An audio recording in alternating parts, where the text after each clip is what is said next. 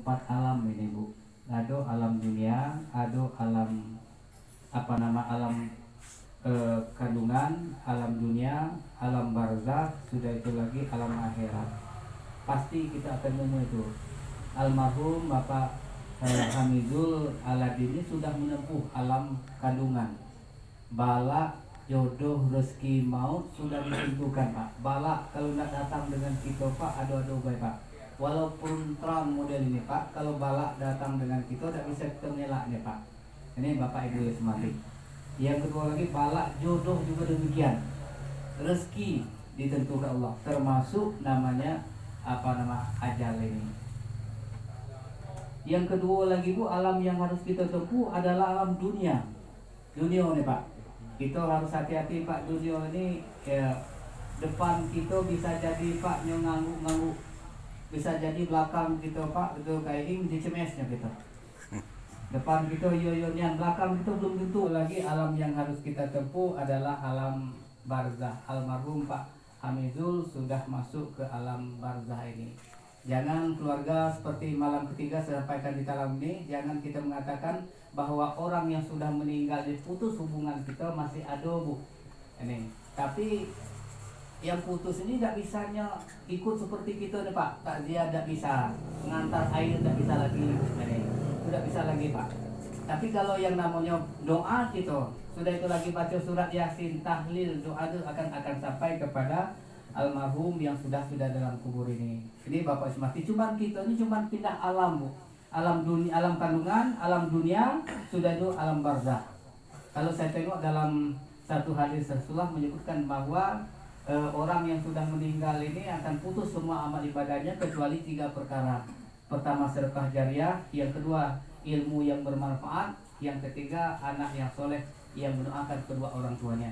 Mudah-mudahan anak almarhum ini 2 orang ini menjadi anak-anak soleh ini. Ini Bapak Ibu semati.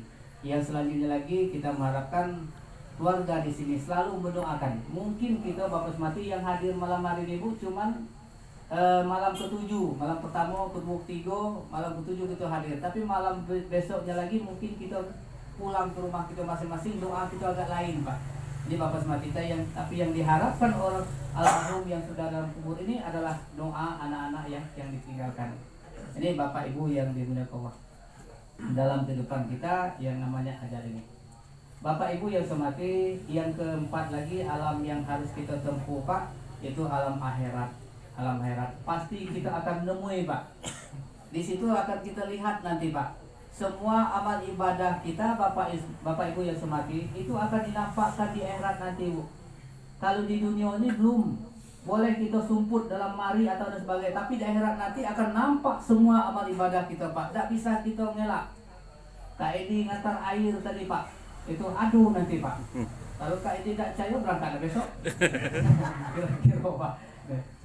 Akan ditengok nanti Pak. Ini berapa malam yang sudah saya di tempat kita sini Pak, saya sampaikan bahwa di akhirat nanti lebih baik kita menyesal di dunia ini Pak daripada kita menyesal di akhirat nanti. Ada dalam ayat dalam As-Sajdah, mungkin Pak Teguh ini sudah hafal, Pak Samijan juga hafal. Itu dalam As-Sajdah menyebutkan walau tara izil mujrimuna nakisu ru'usim min rabbihim Rabbana absarna wa sami'na fardihna na'mal shalihan inna mungkinun. Itu orang menyesal Pak. Minta tolong kembalikan kami ke dunia ini. Kami mendengar, kami melihat mereka ucapkan dengan baik, kami melihat mereka berbuat baik. Farjina, tolong kembalikan kami ke erbang dia lagi. Farjina, nak mau solehan, kami akan berbuat baik. Kalau orang itu datang ke masjid 3 cuma maghrib, saya 5 waktu saya datang. Saking ndaknya Pak. Ini Bapak semati. Farjina, nak mau solehan, kami akan berbuat baik. Inna mungkinun. Kami yakin apa yang mereka berbuat demikian. Tetapi tidak bisa lagi Bapak semati. Tidak bisa lagi berbuat balik ke dunia ini. Itu kalau itu karena sudah di akhirat. Nangis kita Pak, minta sebentar saja kembali, tidak bisa lagi. Ada kata Pak Awi Nakib dulu pernah beliau menyampaikan bahwa dunia ini tamak sempit Pak, sama dengan orang dalam kandungan. Waktu orang dalam kandungan Bu, alam keluas kandungan tersebut, tidak mau keluar. Setelah dia keluar, alam keluasnya dunia sempit coba. Ini bahwa sempit kandungan tersebut dunianya. Nangis kita tak balik lagi Bu ke dalam kandungan, tidak bisa lagi. Begitu juga di akhirat nanti Pak. Nangis kita nak balik ke dunia ini tidak bisa lagi. Ini Bapak Ibu semati, dengan kita semua amal ibadah kita akan kita lihat nanti. Kalau dalam bahasa kami lembong itu Pak, ada tereknya Bu. Ya ada fotonya nanti aku nampak tuh Pak. Ini hantu boy. Ini hantu. Ya, Bapak nak nengok terek kita nanti, ibu-ibu nak nengok terek itu Pak. Tuh, ini dalam surat Al-Kahfi itu Pak Samijan. Dalam surat Al-Kahfi ayat 49. Wa udiyal kitab fataral mujrimin musfiqina mimma fihi wa yaqulu ya wailatana ma li hadzal kitab saghiratan kabiratan illa usaha. Akan dibentangkan buku catatan amal ibadah kita. Wa udiyal kitab, bentangkan catatan amal ibadah kita. Wa udiyal kitab fataral mujrimin, bagi orang yang berdosa musfiqina mimma fihi, mereka terkejut, Pak, terkejut. Dalam bahasa kita nak ini terjir. Jir dari pembelian catatan adonya catatan ini nggak main-main muspikir wayakulu, mereka mengatakan ya wailatana, celaka kita, mal yazal kitab, apa kitab ini dia kita atau ketinggalan nak cukup belum terus sembiang Jumat malam mungkin piat kita coba ini bukan kita buat muspikir kami mafi wayakulu itu ya wal mal yazal kitab saudara-saudara kami akan illa usaha, akan mereka misalnya demikian. Yang kecil tercatat, yang besar tercatat, yang tidak bisa lepas sedikit pun Bapak Ismati. Siapa mencatatnya Pak? Seperti kita ngulang kaji Bu, malaikat. Malaikat akan mencatat kita Pak. Boleh Bapak Ibu sekalian nengok dalam surah Al-Kahfi itu, dalam surah Al-An'am ayat ke-61. Wa yursilu alaikum hafazah, kata Allah. Aku utus malaikat untuk menjaga. Mungkin Kak hadis ini tidak tahu siapa separuh yang datang. Saya sebenarnya tidak siapa yang datang. Ada yang dalam ini, ada yang dari atas tuh Pak. Ini, ada yang kawan yang ada Pak Izhar sini. Tuh Pak, ada catatannya Pak. Ini Bapak Ibu Ismati dicatat oleh malaikat tersebut. Ini kelebihan malaikat, saya tengok Bapak Ismati, wahum la yufaritun. Malaikat tidak pernah salah, tidak pernah lalai kalau diperintah oleh Allah. Yang sering lalai kita Pak. Saya sudah janji ke hadis tadi semayang di masjid gitu Al-Ikhlas sini. Karena terlambat, akhirnya saya semayang di rumah Pak. Langsung sudah semayang maghrib, langsung berangkat sini. Sudah itu datang sini tadi Pak, lewat pulau sampai di atas Pak, telojok. Telojok Pak, malaikat tidak pernah telojok Pak. Kalau malaikat telojok, aman kita. Ya, kata Allah, wahai malaikat cabut, jawab Faisal Siddiq lagi ceramah di rumah Pak Hadis. Apa Siddiq telojok, di mana Faisal Siddiq? Lari ke Pulau Ketua situ. Ada Pak RT sini Pak.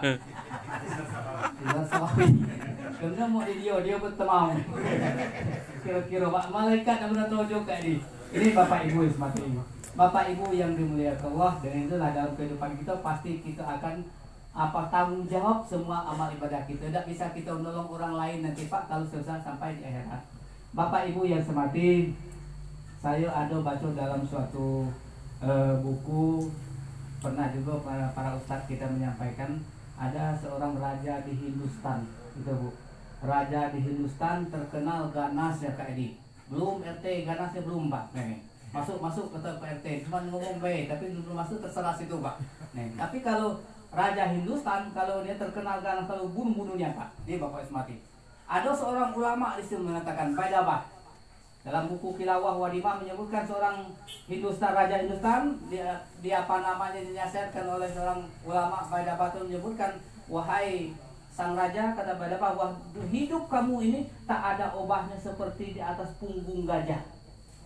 Ini Pak, nak das punggung gajah, nak terbung Pak, das untung kata Baidabah, dia masuk di atas punggung gajah tersebut jatuh ke dalam sumur yang dalam. Masuk ke dalam sumur yang dalam tersebut, kata Baidabah, untung dia masuk sumur itu Pak. Masuk sumur itu tergantung, ada akar masuk dalam sumur, dia megang akar itu Pak. Itu Pak ini dipegangnya akar, akhirnya dia jatuh ke bawah tersebut. Itu Pak. Pas dia tergantung, dia tengok di bawah ada ular sudah membuka mulutnya. Ular Bu sudah membuka mulutnya. Kalau dia jatuh Pak, mungkin tidak dikunyah lagi, langsung ditelan ular ya Pak. Ini Bapak semakin sudah tergantung demikian. Sudah itu lagi pas waktu dia tergantung ada sebuah kendi. Saya dalam buku itu sebuah kendi ini manis madu. Dengan manis madu ini orang ini tidak teringat lagi Pak akan keluar dengan manis madu tadi, sedang dia dalam keadaan bahaya. Di atas tadi Pak